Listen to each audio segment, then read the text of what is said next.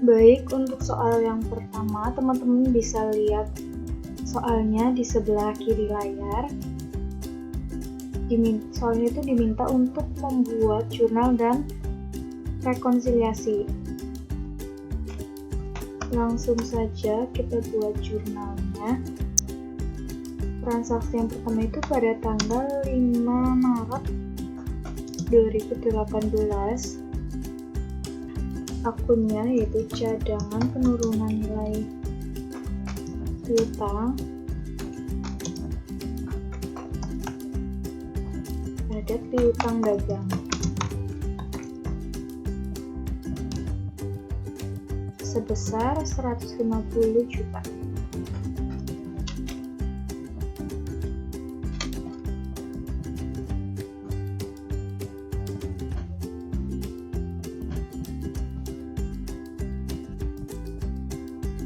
Kemudian yang kedua, pada tanggal 5 Mei 2018,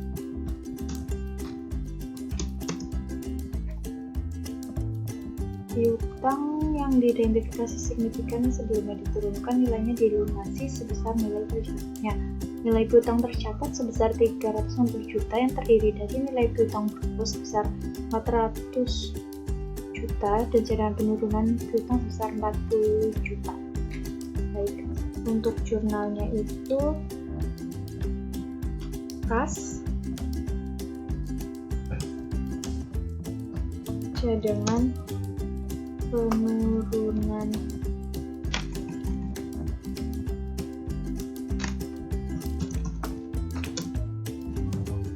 nilai piutang terhadap piutang dagang.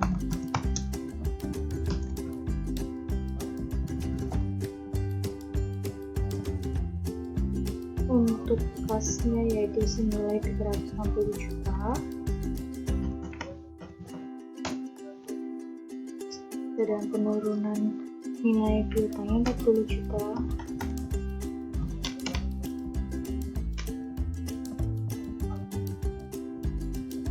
Dan piutang dagangnya 400 juta.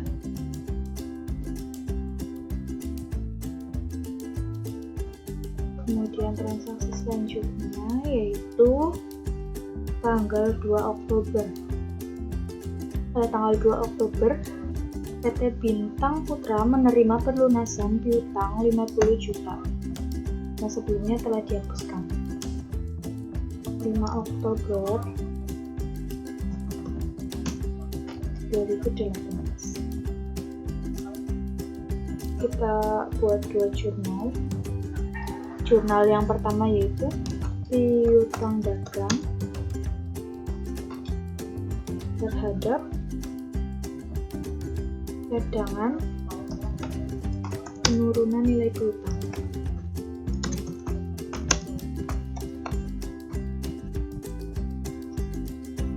Kemudian kas pada piutang dagang.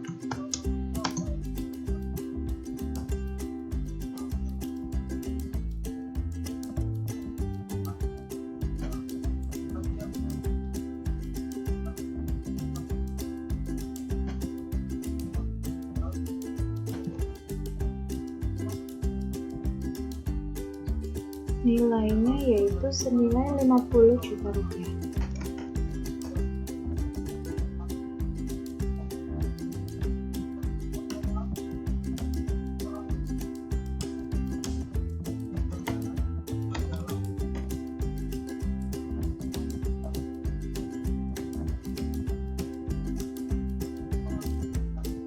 Kemudian untuk yang selanjutnya, pada tanggal 31 Desember, perusahaan menghitung ulang penurunan nilai piutang.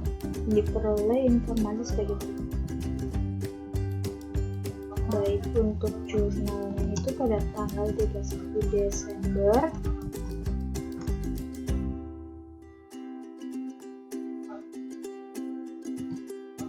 beban penurunan nilai piutang terhadap cadangan penurunan nilai piutang.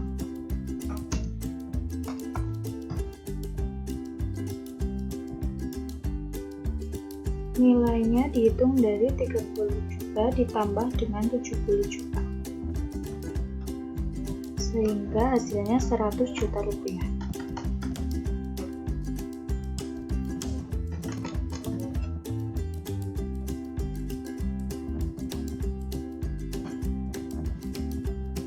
Baik, untuk jurnalnya seperti ini.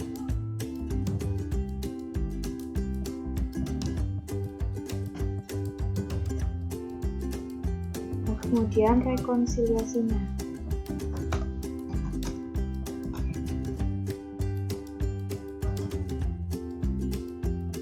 Rekonsiliasinya yaitu saldo awal, penghapusan piutang,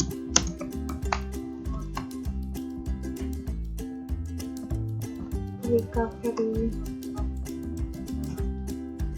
piutang yang dihapus,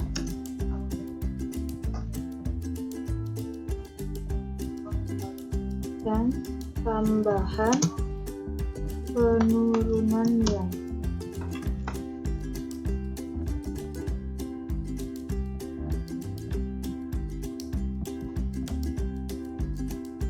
Baik, saldo awalnya yaitu 50 juta rupiah. Kemudian piutang yang dihapus itu dijumlahkan berapa total saldo cadangan penurunan nilai piutang. 150 juta ditambahkan dengan 40 juta. Hingga hasilnya negatif 190 juta. Kemudian recovery piutang yang dihapus seperti yang tercatat pada tanggal 5 Oktober yaitu 50 juta, dan tambahan penurunan nilai piutang sejumlah yang tercatat pada tanggal 31 Desember. Kemudian hitung hasilnya.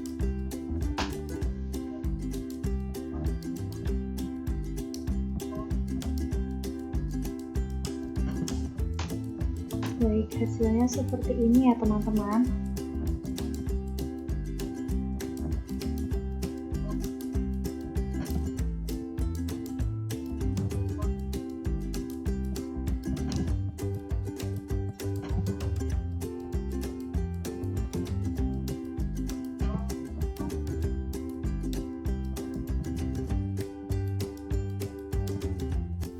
Assalamualaikum warahmatullahi wabarakatuh. Sebelumnya, perkenalkan nama saya Ari Widya Kavitasari.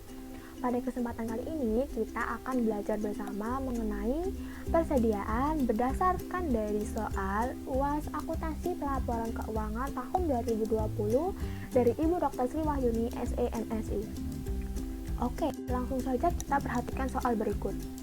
Saya beri waktu pada teman-teman agar mempost dan screenshot soal ini sebagai acuan mengerjakan pada bagian berikutnya.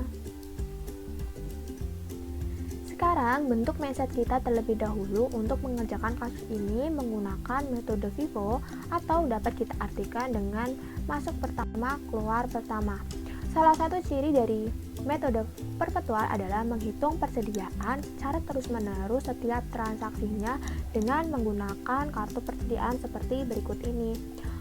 Teman-teman dapat mencermati bagaimana langkah membuat kartu persediaannya menggunakan metode FIFO untuk lebih memahamkan pada diri kita bahwa metode FIFO jika ada penjualan, maka persediaan yang dijual adalah persediaan yang paling atas dulu, baru yang di bawahnya. Selanjutnya, untuk bagian yang diminta dari soal yang pertama, harga pokok penjualan. Teman-teman dapat melihat rincian penjualan seperti di bawah ini dan dapat dicocokkan pada kartu persediaan pada bagian sebelumnya, sehingga harga pokok penjualan diperoleh sebesar Rp3.850.000. Yang kedua, nilai persediaan akhir. Begitupun dengan persediaan akhir bulan April 2020 dapat juga dicocokkan dengan kartu persediaan sehingga diperoleh 110 unit dengan harga Rp14.000. Jadi jumlahnya Rp1.540.000. Yang ketiga, laba bruto. Sebelum kita mencari terlebih dahulu jumlah penjualannya, karena telah disebutkan dalam soal bahwa harga jualnya sebesar Rp15.000 per produknya, dapat diperhatikan pada rincian sebagai berikut, sehingga jumlah penjualannya sebesar Rp4.500.000. Setelah itu, untuk mencari laba bruto dari penjualan dikurangi harga blok penjualan, sehingga laba bruto didapatkan sebesar Rp650.000. Kemudian, jurnal yang diperlukan adalah sebagai berikut dalam bentuk jurnal umum. Teman-teman juga dapat membuatnya dalam jurnal khusus, yaitu jurnal penerimaan kas dan jurnal pengeluaran kas, karena pada saat transaksi penjualan dan pembelian dilakukan secara tunai. Baik, terima kasih teman-teman. Mohon maaf apabila ada kesalahan. Semoga video ini bermanfaat. Sekian dari saya, sampai jumpa lagi di lain kesempatan. Wassalamualaikum warahmatullahi wabarakatuh.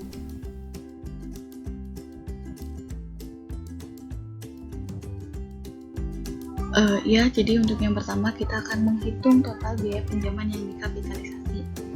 Sebelumnya kita harus mengetahui dulu pengeluarannya ada berapa, terus nanti bisa ditotal.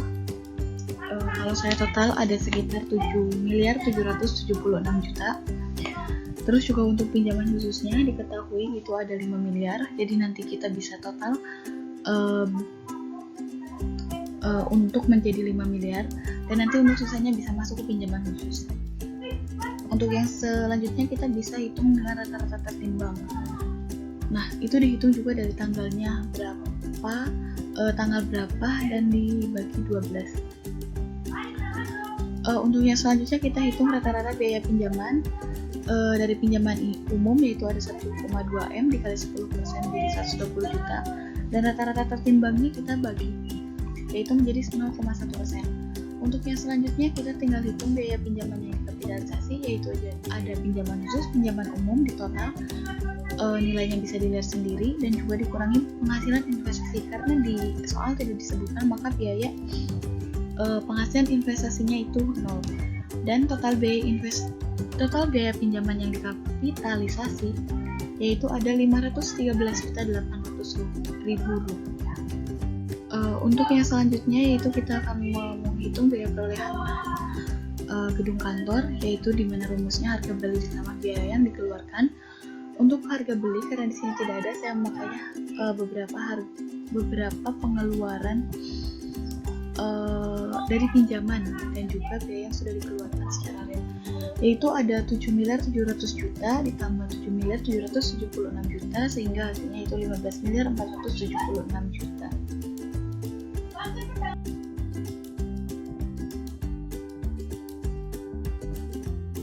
Ya teman-teman, jadi kita di sini akan mengerjakan soal depresiasi dan penurunan nilai. Di sini ada soalnya pada 1 Juni 2018 dibeli sebuah mesin dengan harga 1 miliar. Nilai sisa diperkirakan adalah 100 juta dan estimasi masa pakai yang diharapkan adalah 10 tahun. Diminta, hitunglah beban depresiasi oleh masing-masing metode berikut. Yang pertama, straight line method untuk tahun 2018. Yang kedua, double tax cleaning balance untuk tahun 2019, dan yang ketiga, sum of the years tickets untuk tahun 2019. Yang pertama, kita menentukan harga perolehannya dulu, yaitu 1 miliar. Nilai sisa atau nilai residunya adalah 100 juta, dan umur ekonomis atau estimasi pakainya adalah 10 tahun. Yang pertama, kita mengerjakan metode straight line method dulu untuk tahun 2018 atau tahun pertama. Dengan rumus beban depresiasi adalah 1 sama dengan harga perolahan dikurangi nilai sisa dibagi umur ekonomis. Jadi kita masukkan saja di sini sama dengan ini harga perolahannya dikurangi nilai sisanya 100 juta dibagi dengan umur ekonomisnya 10.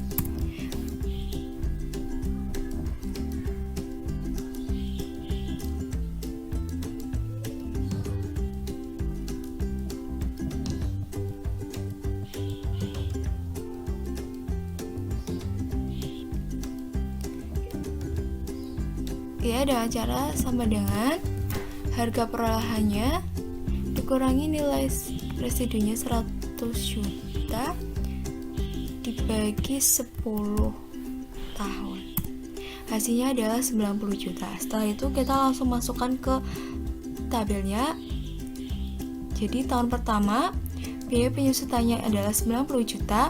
Akumulasi penyusutannya sama dengan biaya penyusutan karena ini tahun pertama yaitu 90 juta. Dan nilai bukunya kita ini masukkan dulu harga perolahannya 1 miliar pada saat pembeli. Setelah itu mencari nilai buku tahun pertama dengan cara nilai buku harga perolahannya dikurangi dengan biaya penyusutan. Nilai buku dikurangi dengan biaya penyusutan. Ketemunya adalah 910 juta. Setelah itu kita beralih ke metode yang kedua, double disclining method untuk tahun 2019 atau tahun kedua. Dengan rumusnya beban depresiasi sama dengan harga perolahan dikali tarif dalam persen ya.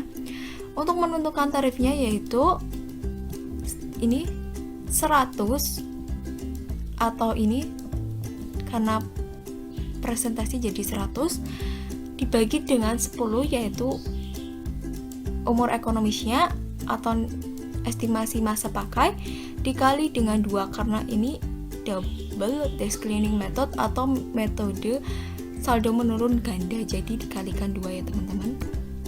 Ketemunya adalah 20. Kita langsung masukkan ke tabel.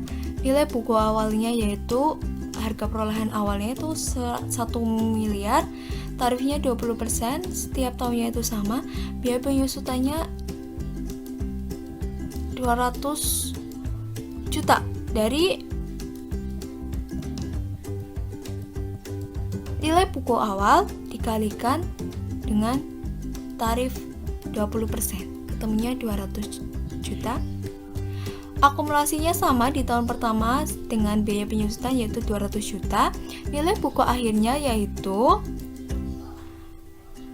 nilai buku awal dikurangi dengan biaya penyusutan. Seperti ini. Nilai buku awal dikurangi dengan biaya penyusutan. Temunya 800.000. Di tahun yang kedua, nilai buku awal tahun ini diperoleh dari nilai buku akhir tahun di tahun yang pertama dipindahkan ke sini. Setelah itu tarifnya sama 20%, biaya penyusutannya diperoleh dari 800 juta dikali dengan 20%. Di sini ketemunya 160 juta. Bisa diperhatikan ya, di sini ada penurunan jumlahnya dari 200 juta ke 160 juta karena ini metode double disclining. Setelah itu akumulasi penyusutannya diperoleh dari akumulasi di tahun pertama ditambahkan dengan biaya penyusutan di tahun kedua. Ketemunya 360 juta. Untuk nilai buku akhir tahunnya diperoleh dari nilai buku awal tahun. Nilai buku awal tahun dikurangi dengan biaya penyusutannya itu 160 juta. Ketemunya 640 juta. Beralih ke metode yang ketiga yaitu sum of the years tickets untuk tahun 2019. Dengan rumus dasar beban depresiasi sama dengan dasar penyusutan dikali pecahan penyusutan.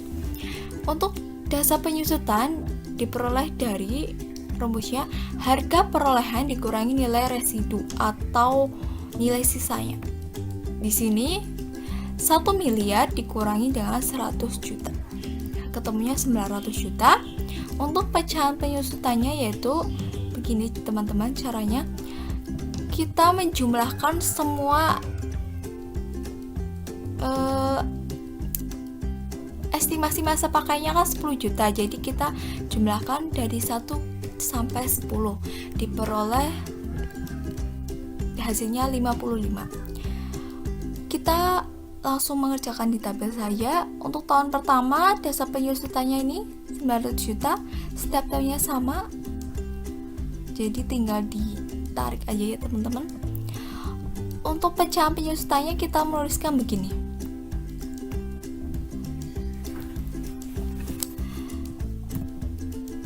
10/55. Untuk tahun yang kedua dari 10 ke 9/55. Seperti itu ya teman-teman. Untuk biaya penyusutannya yaitu diperoleh dari dasar penyusutan dikali pecahan penyusutan. Jadi dasar penyusutan ini dikalikan dengan biaya penyusutannya. Oh, maaf teman-teman. Begini, dasar penyusutan 900 juta dikalikan dengan 10/55. Ketemunya ini karena akumulasi data tahun pertama itu sama dengan biaya penyusutan, kita tulis 163. Ini biaya penyusutannya. Nilai bukunya ini diperoleh dari 1 miliar, harga perolehannya dikurangi dengan biaya penyusutannya. Jadi begini, 1 miliar dikurangi dengan biaya penyusutannya.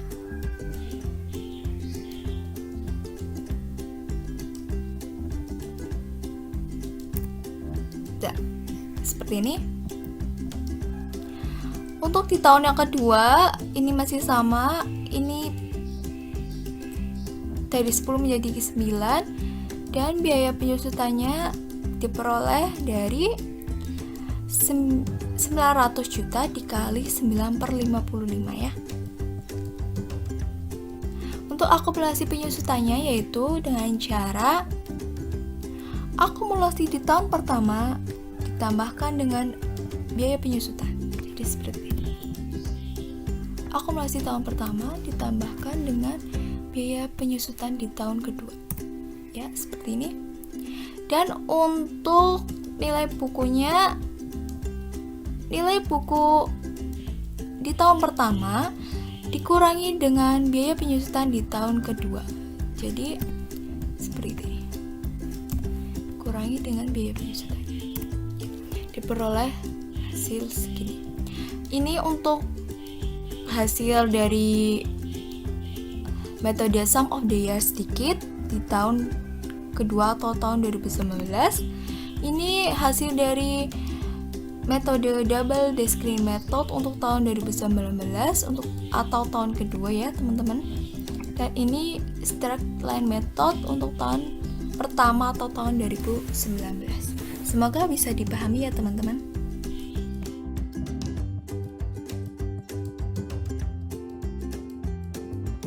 Untuk yang selanjutnya yaitu aset tidak berwujud. Yang pertama laba rugi penurunan nilai paten dengan harga perolehan 350 juta dan akumulasi amortisasi yaitu 87.500 per tahun. Nilai tercatatnya menjadi 262.500.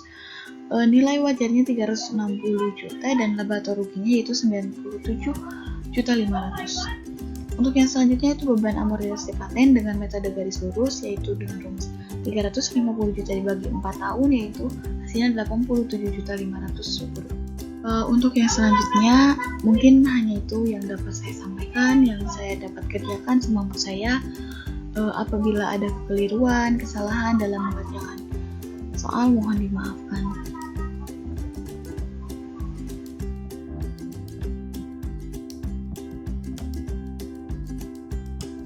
Poin A.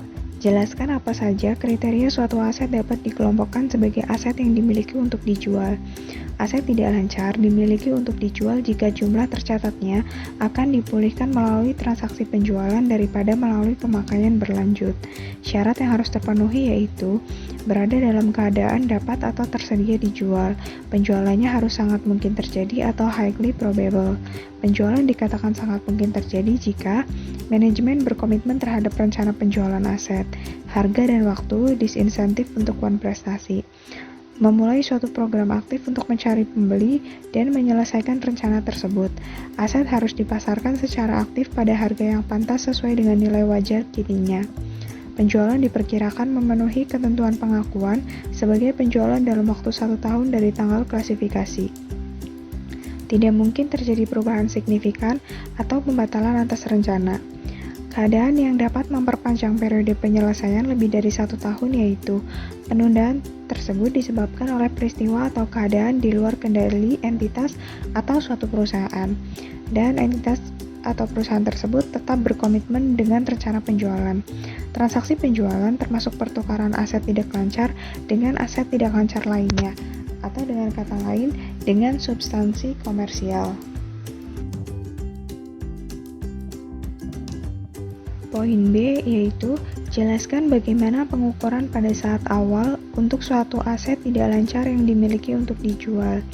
Entitas atau perusahaan mengukur aset tidak lancar yang diklasifikasikan sebagai dimiliki untuk dijual pada nilai yang lebih rendah antara jumlah tercatat dan nilai wajar setelah dikurangi biaya untuk menjual. Entitas mengukur aset tidak lancar yang diklasifikasikan sebagai dimiliki untuk didistribusikan kepada pemilik pada nilai yang lebih rendah antara jumlah tercatat dan nilai wajar setelah dikurangi biaya untuk mendistribusikan. Entitas mengakui rugi penurunan nilai awal atau selanjutnya atas penurunan nilai aset ke nilai wajar dikurangi biaya untuk menjual. Entitas mengakui keuntungan atas peningkatan nilai wajar dikurangi biaya untuk menjual suatu aset, tetapi tidak boleh melebihi akumulasi rugi penurunan nilai yang telah diakui. Entitas tidak boleh menyusutkan atau mengamortisasi aset tidak lancar yang diklasifikasikan sebagai dimiliki untuk dijual atau selama menjadi bagian dari kelompok lepasan yang diklasifikasikan sebagai tersedia untuk dijual. Soal poin C adalah buka laporan posisi keuangan saudara masing-masing, jelaskan penyajian aset tetap yang dimiliki untuk dijual beserta pengungkapannya dalam catatan atas laporan keuangan. Dalam laporan posisi keuangan disajikan terpisah sebagai kelompok aset dimiliki untuk dijual. Kelompok lepasan tetap disajikan terpisah antara aset dan liabilitas. Tidak boleh di net off. Laporan periode lalu tidak disajikan kembali dengan adanya reklasifikasi ini. Pengungkapan tentang rencana penjualan. Dalam laporan laba rugi komprehensif, keuntungan atau kerugian pelepasan aset disajikan terpisah dan diungkapkan.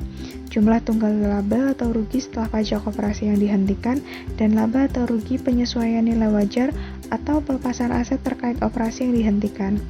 Keuntungan atau kerugian pengukuran aset dimiliki untuk dijual yang tidak memenuhi kategori operasi dihentikan dimasukkan dalam laporan laba rugi dari operasi yang dilanjutkan. Demikian beberapa penjelasan terkait soal nomor 6. Semoga dapat dipahami, kurang lebihnya mohon maaf. Terima kasih.